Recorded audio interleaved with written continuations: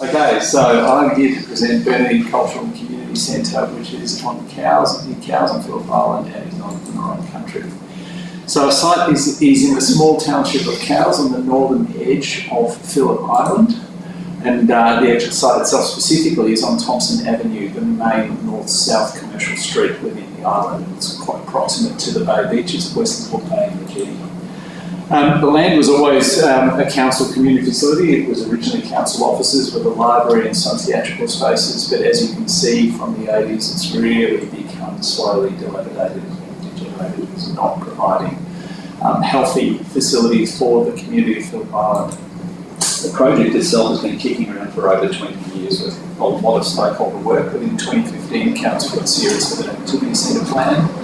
Terrell were engaged to a high-level feasibility that went out to community consultation, and then Ian Perkins Architects were engaged to do a two-level building concept, and we were finally engaged in 2020 right at the start of COVID, which made things challenging because this is a project with an enormous amount of stakeholders, both council stakeholders and external stakeholders, and it's got so many stakeholders because of the varied and diverse programs that are being contained within 262 theatre council offices, an art gallery, the library, the historical society, community rooms, customer service, genealogical society.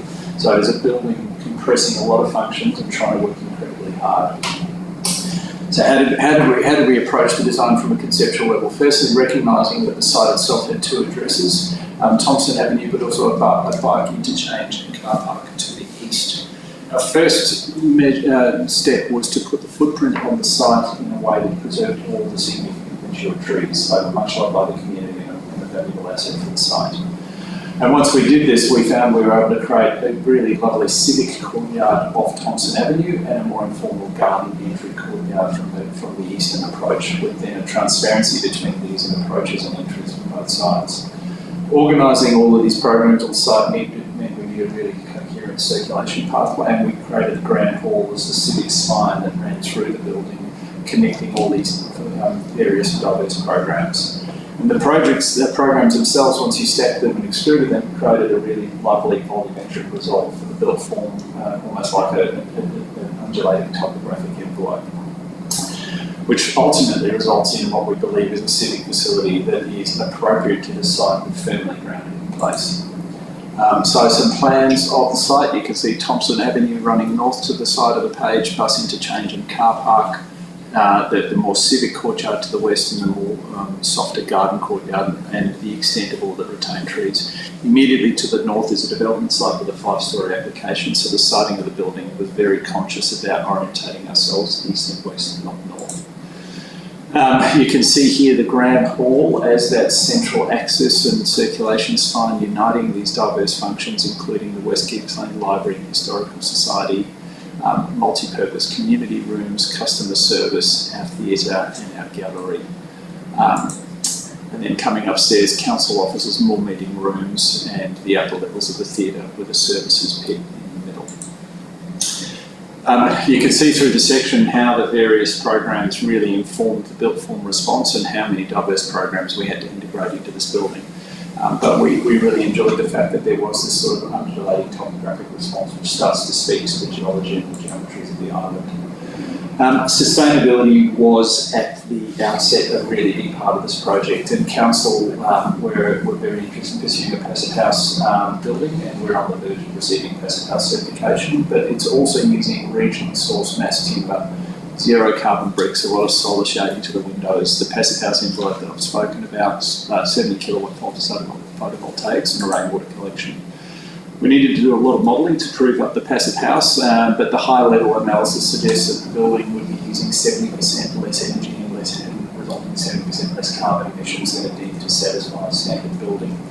If you look at the heating load in winter, that reduces from 126 kilowatt hours per square metre per annum down to 14.2, so enormous savings, and council were really invested in this. It meant we were detailing and documenting a very high-performing building, air-sealed envelope, insulated slabs, heavily insulated walls, and a lot of work around alleviating thermal bridging and hot-to-cold bridging between warm and cold pieces of steel in the building. It meant that before we put our brick cladding on, we pretty much looked like an esky. but an airtight air skin one, which also used these highly insulated floor slab panels as well. We try to source local materials wherever possible, and if not local, then regional, if not regional, then state, and then state to national. And we were able to source Gippsland mass timber for our project, bricks from Wallet and the CLT from Wodonga. So a wonderful story about supporting local industry in this project. Some shots through the construction process: the slab, the first CLT panels going up, the forest of mass timber columns, some of which are 12 metres tall, and then the steel framing through the roof encapsulating all of it. So a highly complex, really technical building to work through. But I speak about place, and this building was, from the outset, all about place. We explored the geology and the ecology, the stone forms, the vegetation types to help inform the design response. And in a funny kind of way, the planned figure ground actually started to vaguely resemble the figure ground of the island. It was a bit of a happy accident, but the sweeps of the bays started to become reminiscent of that design response.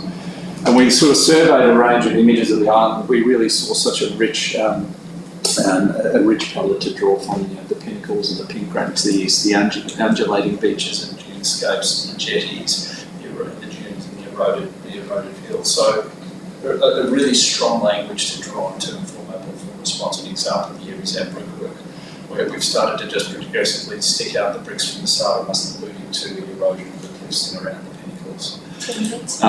2 minutes, cool. So starting to walk around the building from Thompson Avenue, the aerial shots showing the civic lawn and the garden courtyard, and then coming down the street where we're actually experiencing the building, which is the theatre and the gallery space. And then nestling in underneath some of these retained trees, looking onto the civic lawn.